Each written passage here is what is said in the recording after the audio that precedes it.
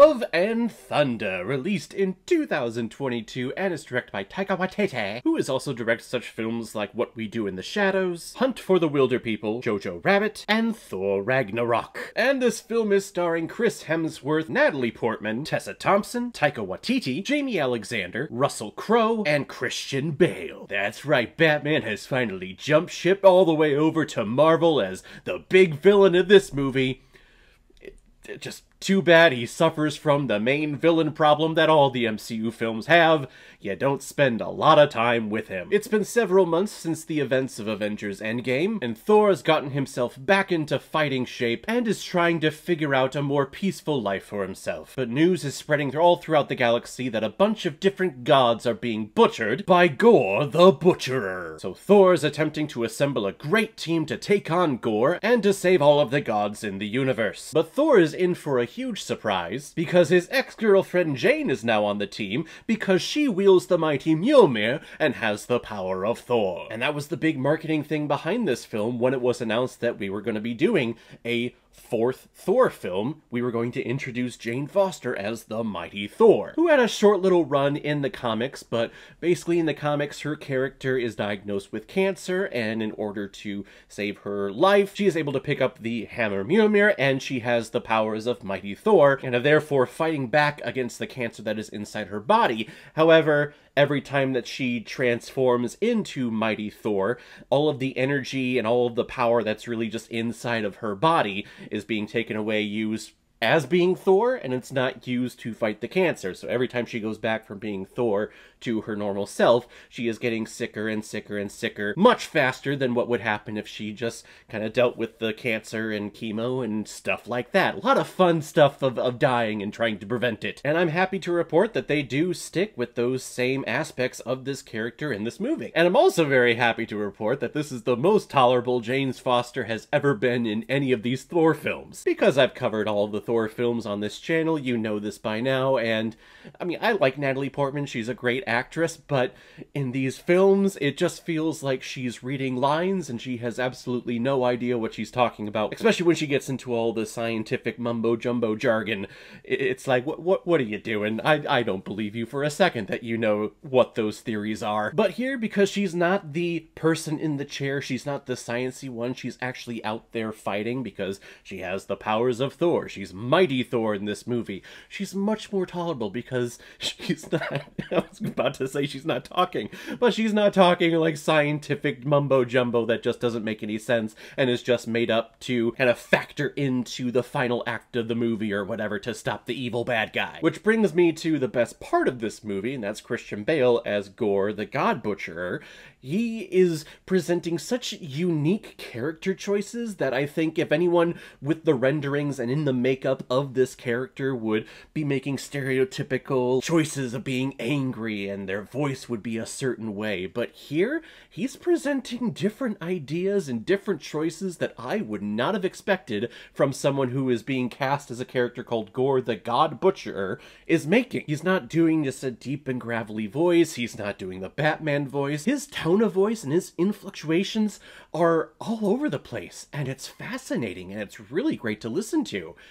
Which brings me to the main problem that I have with this movie, and I think there are a lot of problems with this. I don't think there's really a cohesive vision here and a cohesive story that we're seeing, but the biggest problem is that you have this great actor, first off, who Christian Bale is one of the best actors living today, and you have this great character. You start off with him, and then he's barely in the movie. This movie is under 2 hours, which makes it one of the shortest Marvel films in recent memory, and I feel like a lot of stuff was cut, especially from the villains. I know that there were some cameos that were supposed to be done with the Grand Master, and all of this stuff was edited and cut down to make this under 2 hours, and I feel like there's so much more when it comes to Gore the God Butcherer that we could have fleshed out a little bit more, and that we could have seen a little bit more. The movie starts and we do get the backstory of Gore, which is great. I love that opening piece. And then we see him for like 2 or 3 minutes in a first little battle scene, and then we don't see him for the next, I want to say 50 minutes. And I was timing it. I'm like, where the hell is our villain? We don't spend any time with him. Oh, okay, now we're at the climax and here he is.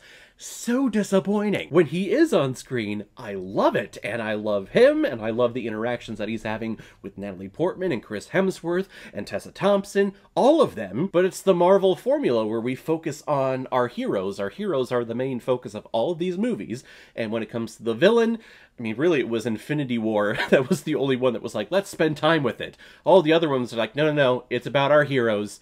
This movie, it's all about our heroes, and oh hey, we have Christian Bale in here kind of sprinkled throughout. Now, the film is directed by Taika Waititi, who directed the previous Thor film, Thor Ragnarok, that I just reviewed on this channel. It's one of my favorite Marvel movies, and I think it was a breath of fresh air, especially for this character, who seemed kind of lost in this whole MCU. He was being taken way too seriously, he came from magic and Norse mythology, and people were like, I don't know really how to implement him into this whole Marvel Cinematic Universe.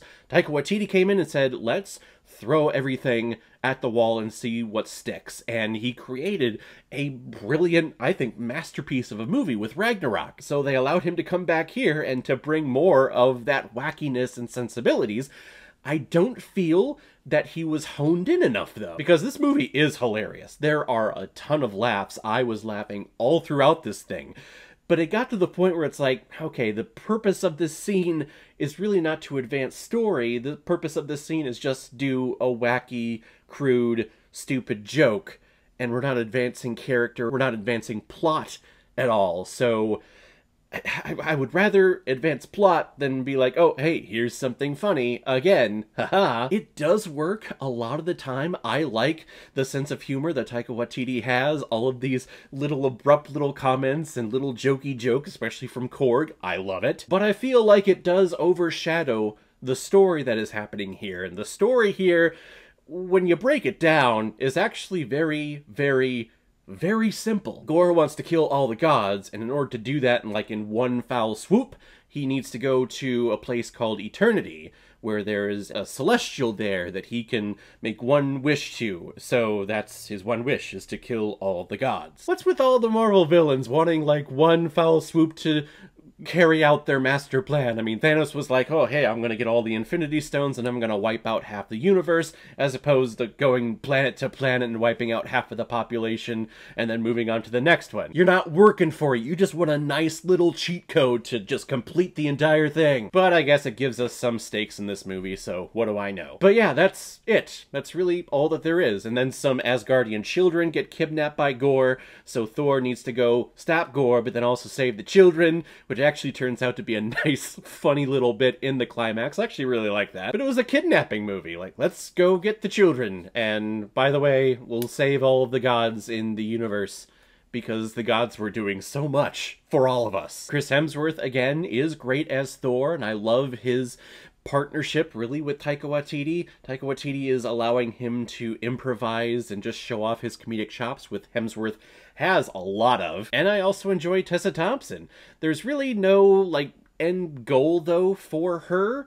And really, there's not really any end goal for Jane Foster either. Really, when you break this movie down, how it fits into the overall cinematic universe, it really doesn't have a point, really, at all. And I guess that's not a requirement of a movie. I mean, a movie can stand on its own, that's fine, but it doesn't feel like the impact or the climax that we are building towards is something that me as an audience member is really caring about, because we're trying to stop Gore from killing all of the gods. And it's like, what, the gods, we haven't really seen them all throughout the entire MCU yet. Are they important? I mean, really, the only god that I know of is Thor, and now the Mighty Thor, Jane Foster.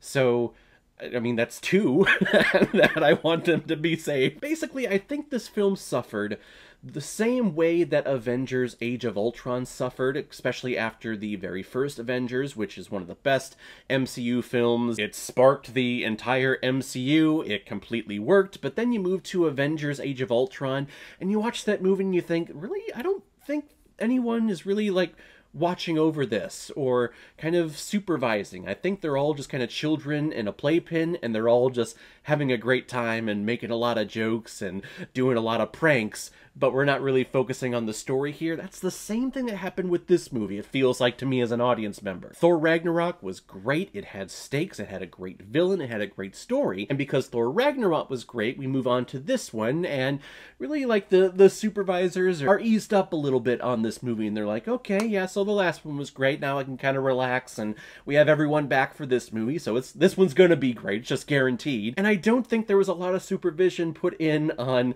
the shooting, the story, the crafting, the improvising, the comedy. It was kind of just all thrown out there. It's nice having free reign, I'm sure, as a director and as an artist, but sometimes it's nice just to have a little bit of supervision just to kind of keep everyone on course, and I think this film fell off course a lot. It fell off the Bifrost that was being led by those great goats. That is the best part of the movie. I know I said gore, but really the best part of the movie is the two goats. Whenever they're there, the smile comes on my face. They're fantastic. I would put this somewhere kind of in the mid-range of the MCU. It's nothing terrible. I still had a great time watching this. I would watch this again, especially over many of the other MCU films, but it doesn't break through into that, yes, this is a classic, and I would keep going back and watching this over and over and over again. I'm gonna give Thor Love and Thunder 3 out of 5 Blu-rays. Not exactly what I had in mind, but not bad. So guys, if you've seen Thor Love and Thunder, what did you think about it? What is your ranking of all of the Thor films in the MCU? Whatever you thought, comment below, let me know what you thought about it. And as always, if you like what you see here, if you like my take on movies, then hit the subscribe button and make sure you hit that bell. See you the next time I release next movie review. So guys, I will see you next time on the channel, but in the meantime, be well, be good to each other, and go watch a movie. Take care, guys.